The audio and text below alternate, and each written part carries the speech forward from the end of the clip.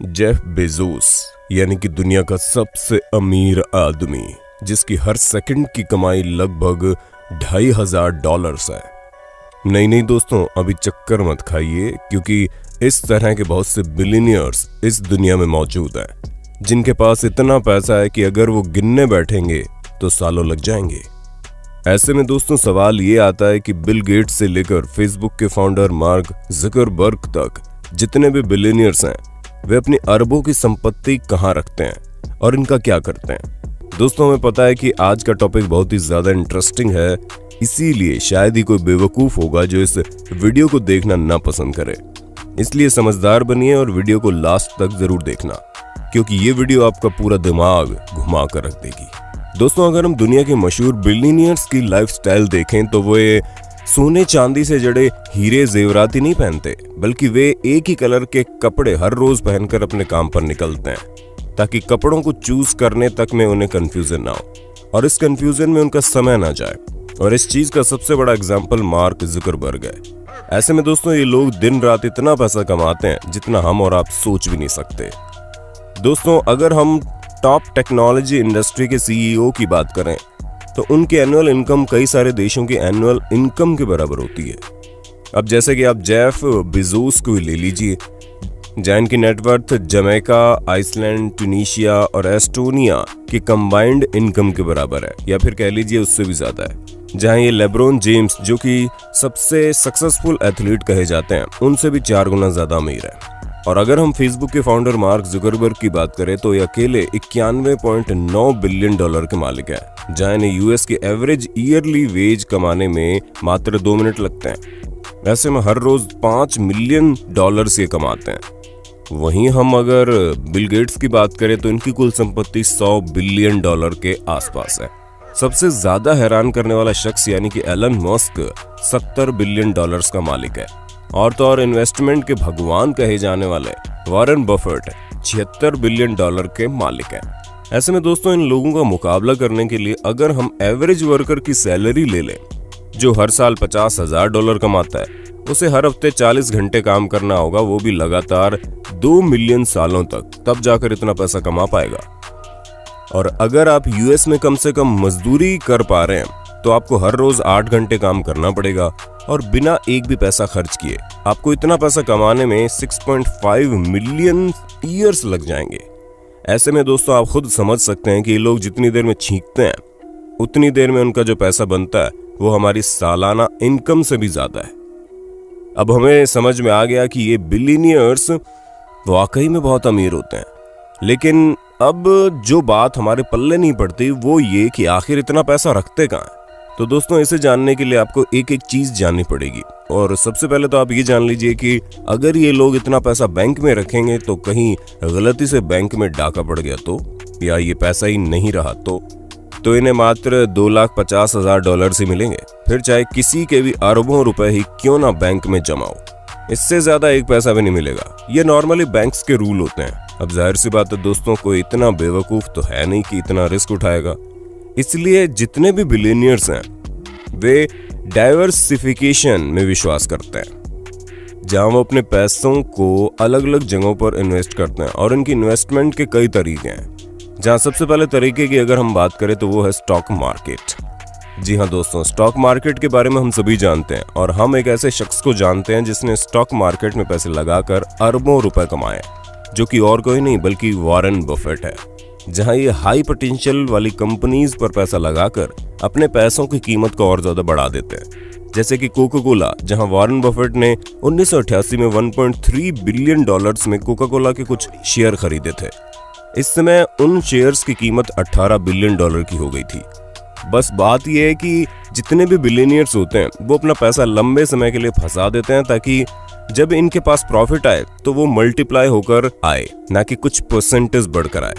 ऐसे में जहां एप्पल के तीसरे फाउंडर रोनाल्ड वाइने ने जब अपने 10% स्टॉक $8,000 में बेचे थे, वहीं अब अगर इसकी कीमत लगाई जाए तो इन्हें 10% स्टॉक्स के चलते ये इस समय $100 मिलियन के मालिक होते हैं। और जो बिलियनियर्स दूसरी कंपनियों में निवेश नहीं करते हैं, उनकी खुद की अपनी कंपनी होती है। फिर चाहे वो वॉरेन बफेट की अमेज़न को ले लीजिए या मार्क ज़ुकरबर्ग की फेसबुक। और हम एलन मस्क को कैसे भूल सकते हैं।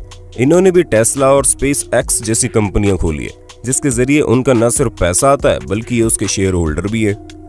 दोस्तों, कई बार तो कंपनी बनाई नहीं जाती बल्कि खरीदी जाती है। और अगर आपको विश्वास नहीं होता तो मार्क जुकरबर्ग द्वारा खरीदी गई इंस्टाग्राम और व्हाट्सएप को देख लीजिए, जहां ये दोनों ही कंपनी अपनी चरम सीमा पर चल रही है और सब कुछ फेसबुक के अंदर आता है, जिसका एक ही फाउंडर है, वो है मार्क जुकरबर्ग। इसी तरह लोग अपने पैसों को और बढ़ाने लगते हैं, जहां स्टॉक मार्केट के अलावा भी ये सभी बिलियनियर्स अपने पैसे ट्रस्ट पर इन्वेस्ट करते हैं, जिसकी वजह से इनका पैसा सिक्योर भी रहता है और उसके बारे में किसी को पता भी नहीं चलता।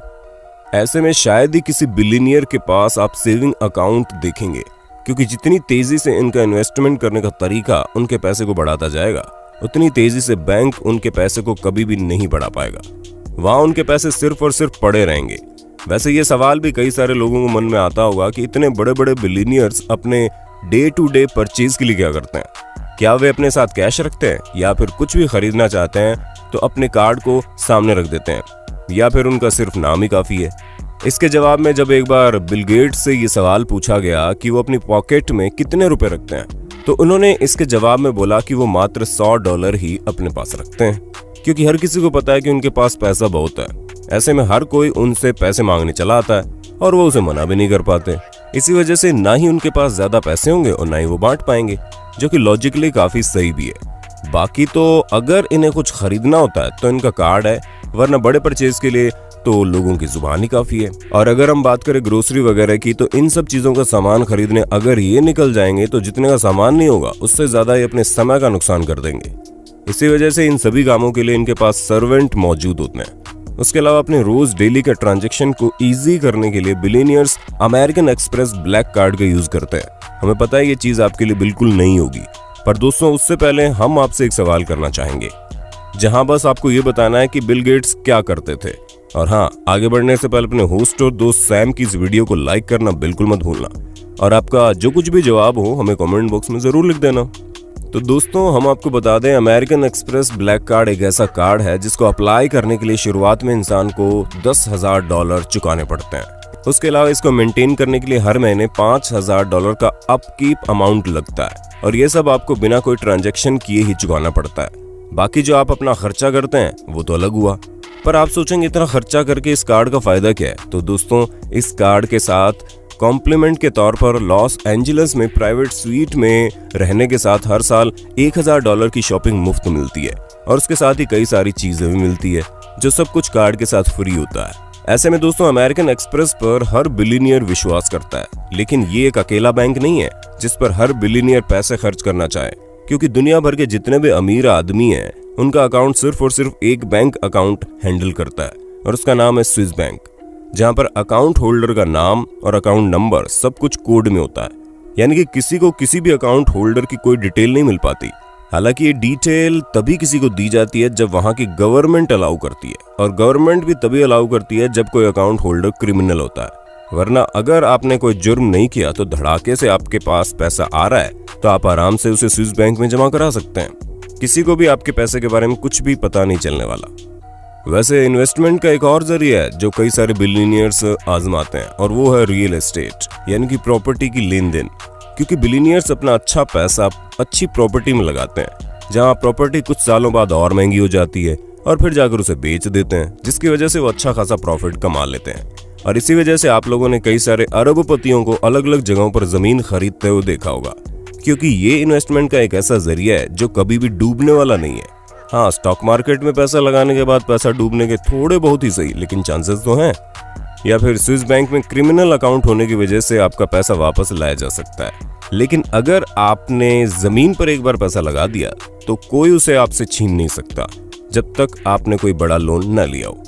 दोस्तों, ये कुछ ऐसे तरीके हैं जिसके जरिए बिलियनियर्स अपना पैसा संभाल कर रखते हैं। अब आप हमें कमेंट करके बताना बिल्कुल मत भूलना कि आप किस तरह अपने पैसों का इन्वेस्टमेंट करते हैं।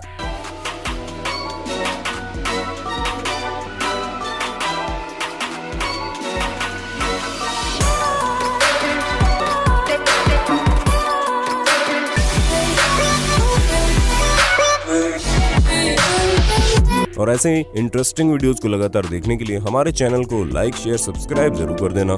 धन्यवाद।